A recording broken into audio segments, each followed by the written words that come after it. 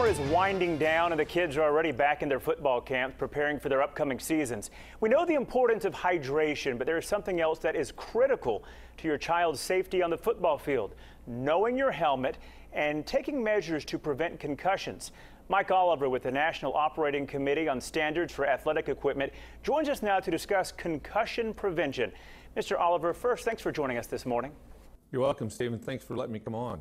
Well, for those who still aren't convinced concussions are a huge concern, what would you say to them about the importance of making sure that kids are protected from getting concussions? I think there's no more important injury in the game than that, and particularly because there are some things that can be done to prevent or certainly limit the frequency and the severity of those concussions. It's a puzzle that involves not only the use of the helmet, but also making sure that you play the game in a much safer manner, making sure you don't take unnecessary risks with the game.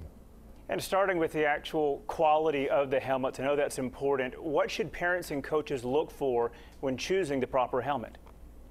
Well, the first thing to look for is fit. If you're buying a helmet, or even if you're just getting a helmet assigned to you from the team, the absolute most important thing is to make sure the helmet fits properly. If it doesn't, it's not going to provide the maximum protection that it can. And fit is something you can go to any manufacturer's website and read, see the videos, and understand what a properly fitted helmet looks like. Every model is a little bit different. And for helmets that are not new, you want to look for evidence that the helmets have been properly reconditioned and recertified. Our standards provide a way to have helmets recertified so that they can be tested and determined that they'll be performing as good as they were when they were brand new. And the way you do that is by looking on the inside of the helmet. Under the pads, there'll be a label that says the helmet was recertified in a particular year, and it'll give the name of the company. And you want that year to be within the last 2 years of the current year. And that way you know the helmet's been through the process, it's been individually evaluated, and that it will give you the best protection that it can as far as the helmet can go.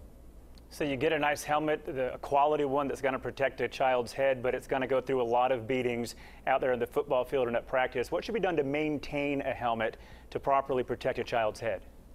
Well, during the season, obviously checking the fit frequently, because helmets, sometimes chin straps come loose and padding can compress a little bit. So you want to recheck the fit regularly through the season. That's the most important thing. But anytime you see maybe the face guards coming loose, or you see some of the nuts and connecting materials getting loose, you want to have those addressed.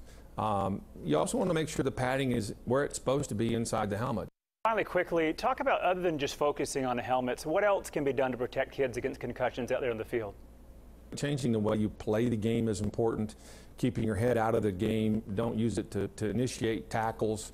Avoid those avoidable hits to the head so that you can reduce the chance of concussions. And then being familiar with the symptoms of a concussion, so that if you have those symptoms, which are headaches and dizziness, balance issues, cognitive thinking issues, and so forth, make sure that you have somebody assess you before you return to play, and that you don't return until you've been properly cleared by the medical authority. All righty, Mike Oliver, thank you very much for this very helpful advice.